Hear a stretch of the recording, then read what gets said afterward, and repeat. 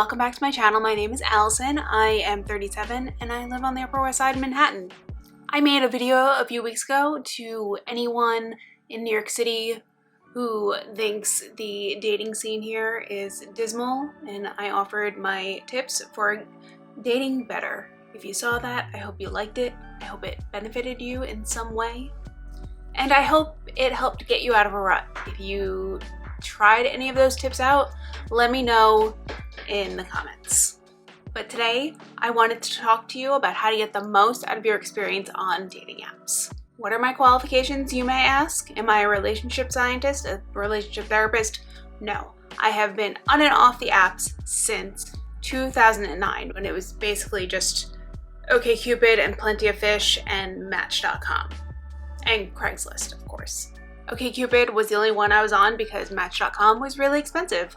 And I was just out of college and working in theater and making like no money a year, so it was not an option. Plus, I lived and still live in New York City. So, in my opinion, dating is not that hard, and maybe I say that because I'm a woman. I'm more at risk to getting killed, but it's easier for me to find someone to go out with, I guess. I don't know. I'm not currently on any dating apps. I should be clear about that. I was last on a dating app in January 2023, so about a year ago. But in January 2023, I met my now boyfriend on Tinder. But I spent over a decade on them before that, so I think I can speak to using them and getting what you want out of them, because I figured out some great ways to filter through the trash and to eventually quickly get off of them.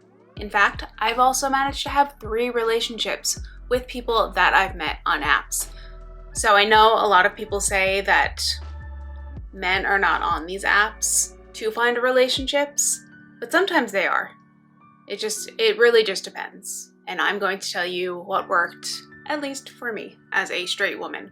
I also remember reading a really good book back in 2021 or 2022 by Logan Ury, who is the director of relationship science at Hinge. It's called How to Not Die Alone. I will link it below. I've read probably a dozen books on dating and relationships, and this one I found to be the most helpful. If you're wondering what I'm doing with this arm, my cat Gus is here. So that's what I'm doing, because he wants affection. Honestly, with all the news coming out recently about how dating apps are designed to be addictive and keep you clicking and swiping for that dopamine rush over and over again, not to actually get off the apps, I'm not sure how much actual science was involved in her job, but I found her book really useful, and this is not sponsored at all. I will leave that debate for whether or not dating apps are designed to find you a relationship or just keep you swiping and paying. That is for a different video. But since so many people don't talk to each other out in the wild nowadays, I am pretty pro dating app, and I've always really liked meeting people that I can talk to a lot before I meet them. So dating apps were kind of ideal for me, but I have had my share of horror stories, which if you go look at my TikTok, you will see almost all of them. So get over there, I'll leave a link below. Gus would like to say hello before we begin. He says, adopt a cat if you haven't yet, if you haven't followed the advice in our last video, my last video. He does not like being picked up. My first tip is do not filter too much, especially if you are looking for a straight man. I know women love to filter for height, but don't do it.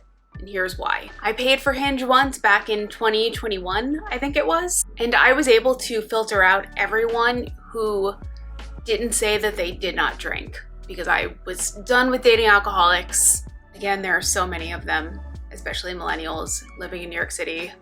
Come on guys, get your stuff together. However, it's really important to remember that straight men, that's all I can speak to, I know at least, straight men don't really fill out their profiles as thoroughly as women do. So they don't fill out each and every question. So for this question specifically, they might not fill it out because they might not want to be judged by a woman if they say they don't drink. And I don't know if you know this, but Hinge specifically will filter out anyone from your results or the profiles that you're swiping on if they haven't answered this question exactly as you wanted it. So if they skip this question entirely, they are going to not show you that person. And that could be your person because they could just not drink and not want to say it on their profile because they don't want to be judged.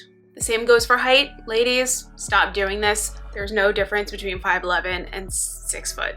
I had no idea how tall my boyfriend was before we went out, and it was fine. So stop filtering for height. I understand there's some women out there that are very tall. I get it, but at least for women, there are things that are so much more important than how tall you are in a relationship. I also once filtered for men who wanted kids or men who didn't say on their profile that they didn't want kids.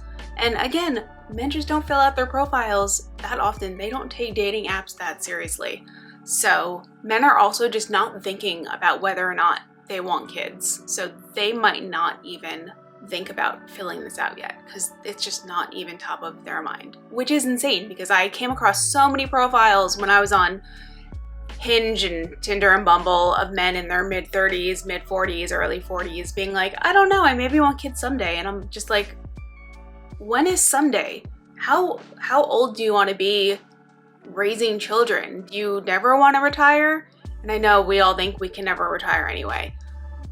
Again, that's a story for another topic for another video. Case in point, don't filter too much. Please, maybe age, because you don't want to be, if you're 25, you don't want to be dating a 50-year-old. I get that. Or if you're a 35-year-old woman, you don't want to be dating a 25-year-old man. I get that. Number 2 is be honest. When you're filling out your profile, be really honest about what you're looking for. If you don't want kids, say that. Of course, when it comes to straight men, again, caveat straight men, that's all I've dealt with. They look at the photos first. I've heard from many of them, that's what they've told me. And then if they match with you, then they might go back and read your profile. But at least it was there and you can say, I said this up front. And after you start talking, if you match, say it again up front.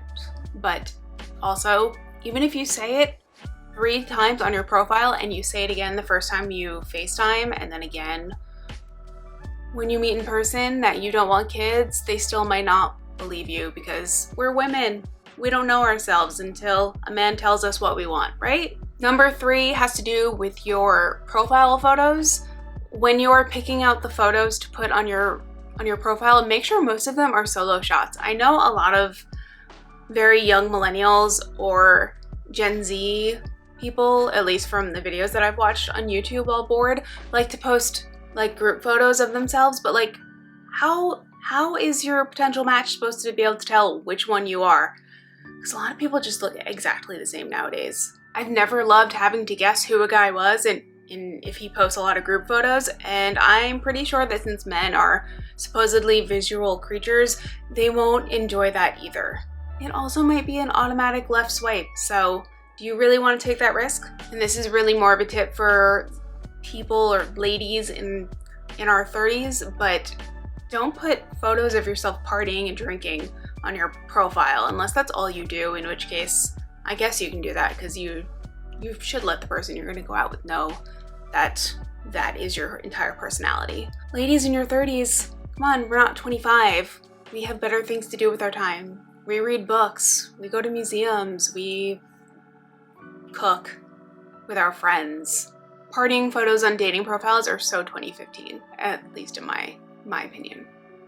I remember just automatically swiping left on guys' profiles if they had a drink in their hand in every photo. I hear that Gen Z is drinking way less than us millennials are, so that's a great thing, and that's the case. Don't put photos of yourself drinking all over your profile. But please do put photos of yourself doing things you like doing. Sports, dance, something outdoors, whatever it is. Awesome. You want to let the person who is interested in you know that you have hobbies. And men, skip the mirror selfies. You can thank me later. Your smartphone has an automatic timer on it, so use it. Set it up. Take a couple photos of yourself.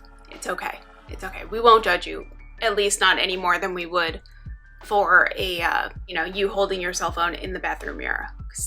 No, it's not 2012 anymore. Number 4, always assume that people are better looking in person than on their pictures on their profile. We've all heard the expression that you can't capture the beauty of the moon in a photo, and I think the same goes for people. Straight ladies or ladies who are interested in men, always remember that, as comedian Jared Freid says, men don't have nearly as many opportunities to be taking alonesies for their profile.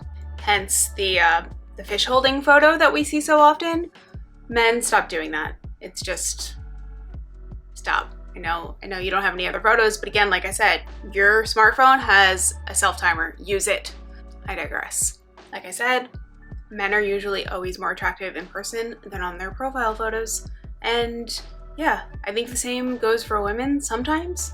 My boyfriend told me I was way more attractive in person than in my photos, so that was nice to hear.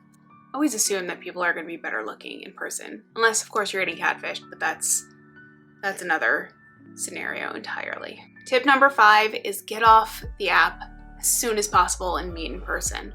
Of course, I think you should also talk to them on the phone before you meet in person, or FaceTime is even better.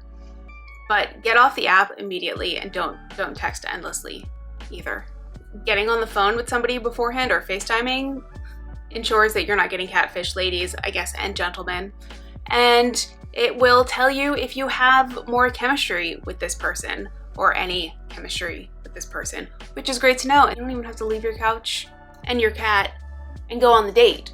I mean, staying home on the couch with your cat is way better than going out and meeting someone that you don't really enjoy talking to. If you don't enjoy talking to them on the phone, you're probably not gonna enjoy talking to them in person. I've been pretty successful in using the pre-date phone call to decipher who is actually worth going out with. And remember, texting chemistry does not equal in-person chemistry. So that is my video. Those are my 5 tips for how to get more out of dating apps. I know that they are getting pretty sketchy with making you pay to see anyone that would be a good match for you. So maybe just go to a bookstore.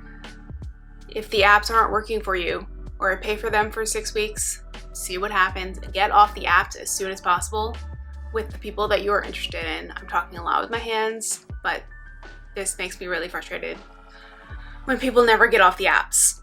So let me know what you thought of this video. Let me know if you found any of these tips useful in the comments. Hit the like button, and I will see you again soon. Bye.